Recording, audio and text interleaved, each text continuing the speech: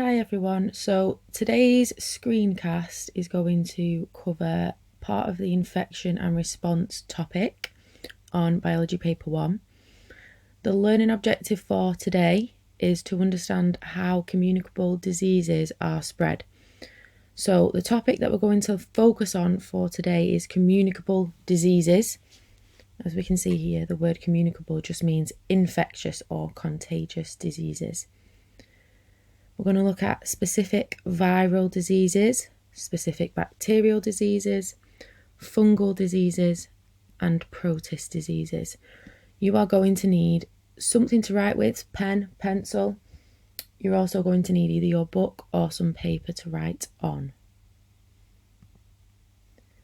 When you've got something to write with and something to write on, pause the video and have a go at these retrieval practice questions from previous topics for Biology Paper 1.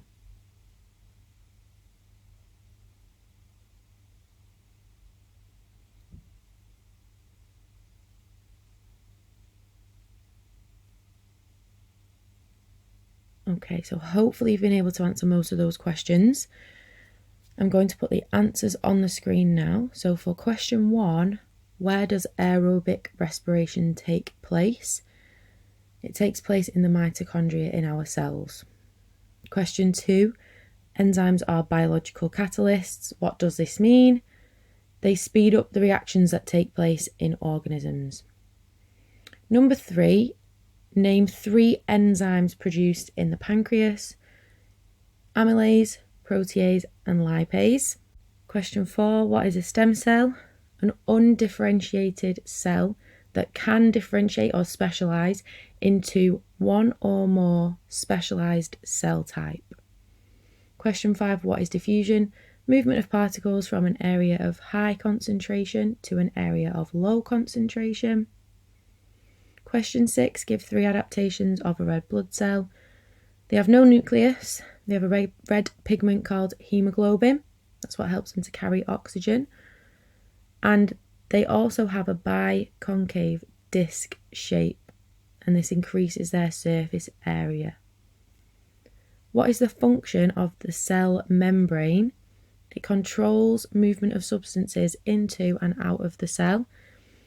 Question 8, name 3 factors that affect the rate of diffusion: concentration gradient, temperature, and surface area. For question 9, how are electron microscopes different from light microscopes? Electron microscopes use beams of electrons instead of light. Electron microscopes cannot be used to view living samples. Electron microscopes are also much more expensive than light microscopes, but they do have a much higher magnification and resolution than light microscopes. Last question on the retrieval, question 10, how does the structure of a capillary relate to its function? Well, the function is to carry blood to cells and tissues, and the walls of the capillary are 1 cell thick. This means that there's a short diffusion distance for substances to move into and out of the blood. Okay, so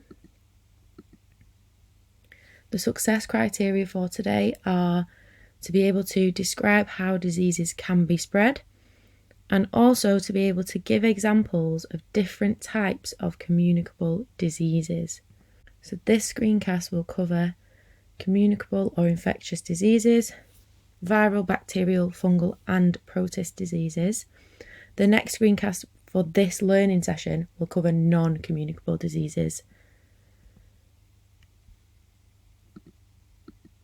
The next learning session will cover, in screencast 1, human defence systems against disease, and screencast 2 will cover drug development, another way of preventing disease. Okay, a communicable disease is a disease that can be spread between organisms. If you want to write that definition down, do that now. So pause the video and do that now. If we look at the basics of communicable diseases, pathogens are microorganisms that would cause infectious disease. They may infect plants or animals, and they can be spread by direct contact, by water, or by air. Pathogens depend on the host to provide the suitable conditions and nutrients that pathogen needs to grow and reproduce. Pathogens can be bacteria, viruses, fungi, or protists. If we look at viral diseases first, viruses may reproduce rapidly. The same is also the case for bacteria. So viruses and bacteria are similar in that they both may reproduce rapidly. However, viruses live and reproduce inside cells, causing damage to the cells. So they actually live inside our cells. If it's a virus that infects humans, it would live inside our cells, and it would also reproduce inside our cells, causing damage to the cells. With bacteria, it's the production of toxins that make us feel ill and cause damage to our cells and tissues. So in a virus, it's the virus living and reproducing inside our cells that causes damage. With bacteria, it's the toxins that are produced by the bacteria that cause the damage and also make us feel ill. Okay, so I'm going to go through a few examples of different viral diseases that you need to know about. We're also going to look at bacterial diseases, fungal diseases, and also protist diseases. I'm going to go through the examples that you need to know about. If you want to make notes, please feel free to pause the video at any point. We are going to construct a table after I've given you all the information that will summarise everything you need to know about the different examples of diseases.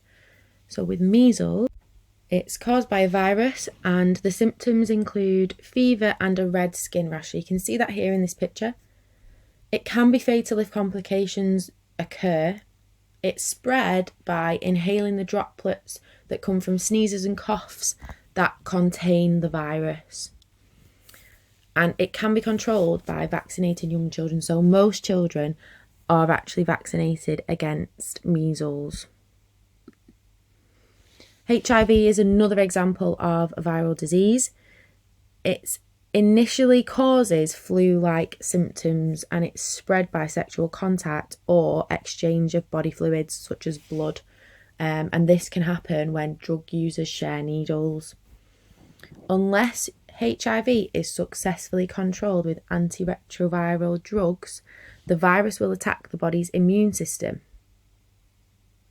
Late stage HIV or AIDS occurs when the body's immune system can no longer deal with other infections or cancers. HIV stands for Human Immunodeficiency Virus. It's the virus that damages the cells in your immune system. Once that damage has accumulated so much that your body can no longer deal with or fight off other infections, it is now late stage HIV or AIDS, which stands for Acquired Immunodeficiency Syndrome. The next example of a viral disease is tobacco mosaic virus. Now, this is a common plant virus, so it only affects plants. It enters through a damaged epidermis of a leaf. So the epidermis is the outer layer of the leaf. It's seen as a distinct mosaic discoloration pattern on the leaves. So you can see here the discoloration on the leaf, and you can see that mosaic type pattern. It affects the growth of plants because photosynthesis can't occur as efficiently. So if you're changing the colour of a leaf, it's becoming discoloured, that means that that leaf can no longer absorb light in the same way. So it can no longer absorb as much light that is needed for photosynthesis. So it can't make as much glucose, which would provide the energy for growth. It can be controlled by removing the affected leaves of a plant and also destroying pests which might feed on those plants and that would cause that initial epidermal damage that allows that virus to enter the plant. Okay, we're moving on to bacterial diseases now. The first one we're going to look at is Salmonella. Okay, Salmonella is food poisoning and it's spread by bacteria that's ingested in food or on food that's prepared in unhygienic conditions. The bacteria secretes toxins. It causes symptoms including fever, abdominal cramps, diarrhea and vomiting. In the UK, poultry are vaccinated against Salmonella to help try and control the spread of the disease. Gonorrhea is also caused by bacteria. So gonorrhea is a sexually transmitted disease, or STD. It's caused by bacteria. It causes a thick yellow or green discharge from the penis or vagina, and it can also cause pain when urinating. It can be controlled with antibiotics or barrier methods of contraception such as a condom. It was easily treated with the antibiotic penicillin until many resistant bacterial strains were found. Okay, so we're now moving on to an example of a fungal disease, so a disease that's caused by a fungus. This example is also a plant disease. It's called rose black spot. If you look at this picture, this gives you an idea of why it's called rose black spot. So the visible symptom is purple or black spots that develop on the leaves, as we can see in the picture. The leaves often turn yellow and drop off eventually. Photosynthesis is reduced. It's similar to the effects of tobacco mosaic virus. These black parts of the leaf will not be able to photosynthesize, so growth will be affected as a result. The fungal spores which cause the disease are spread by wind or water. It can be treated by removing the infected leaves and burning them. You can also spray it with a fungicide. It's a pesticide which is used to kill fungus. So the next example we have is a protist disease, so a disease caused by a protist. The example we have is malaria. Now, the malaria causing protist is spread by mosquitoes, so mosquitoes are not the protist.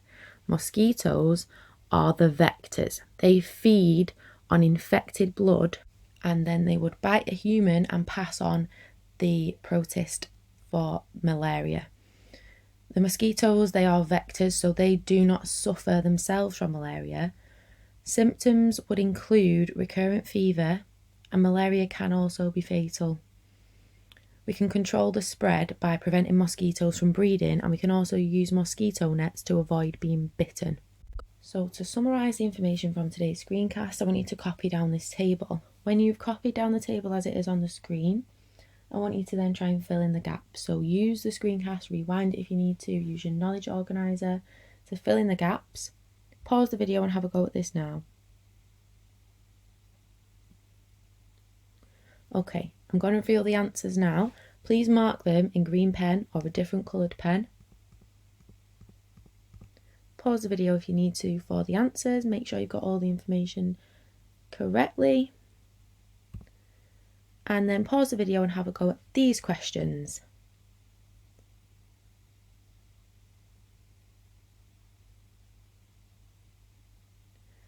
Okay, so the answer to question 1 should be microorganisms which cause infectious disease in animals and plants. So that's the definition of a pathogen.